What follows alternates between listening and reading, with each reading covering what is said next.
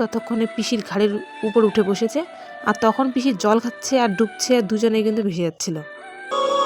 আমি আজ প্রায় 10 বছর পর নদী যাচ্ছি বোনের সাথে। আজকেও যেতাম না, কারণ কি রৌদ্র উঠেছে, কি আর বলবো। দীপা, গীতি আর আমার ছেলে বলে যাবে নদীতে মাছ ধরতে। নদী যাব না জন্য ছেলের কি কান্না। এই সময় বলতে চৈত্র মাসের দিকে অনেক কম জল থাকে নদীতে। বন্যার সময় তো নদীর জল বেড়ে গিয়ে উপরে উঠে বাগান পর্যন্ত ডুবে যায়।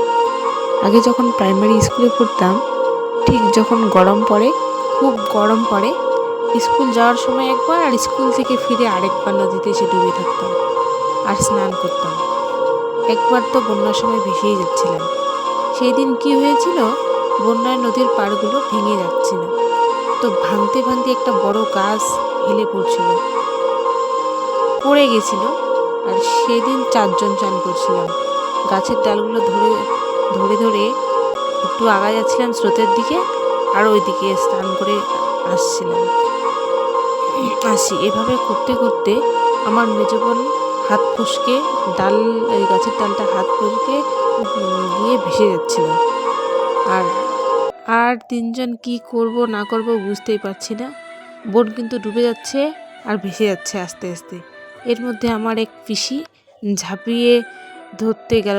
তারপর কি হলো, আমার বোন ততক্ষণে পিসির ঘাড়ের উপর উঠে বসেছে, আর তখন পিসি জল খাচ্ছে আর ডুবছে, আর দুজনেই কিন্তু ভেসে যাচ্ছিল। আর বাকি থাকলাম আমি আর আমার এক ভাই। আমাদের তখন ভয়ে মুখ দিয়ে আওয়াজই বের হচ্ছে না, কি করব। আর একবার জলের দিকে নামছি, ওদেরকে আনতে যাওয়ার চেষ্টা করছি, আর একবার উপরে উঠে মানে ডাকার চেষ্টা করছি কাউকে, কিন্তু মুখ দিয়ে তো কোথায় বের হচ্ছিল না ভয়ে। কি বলবো। এরকম করতে করতে দেখছি ওরা আস্তে আস্তে দূরে মানে একটু দূরে গিয়ে ভাটির দিকে আসে। তখন উঠে সবাই বাড়ি চলে আসলাম। তখন থেকে বন্যার সময় নদীতে কেউ চান করিনি।